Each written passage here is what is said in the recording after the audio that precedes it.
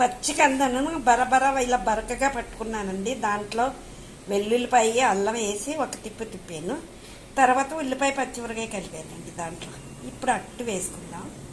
పెనం వేడెక్కింది కదండి, దీన్ని ఎలా అనుకుంటా పలుచగా చేసుకోవాలి.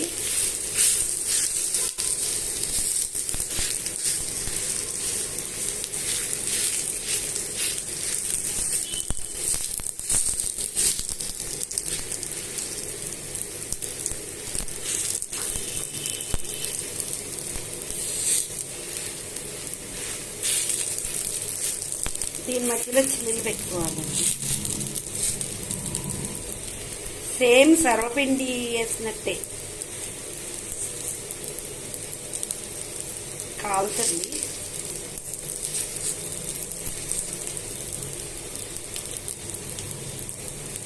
తర్వాత దాంట్లో ఆయిల్ వేసుకోవాలి.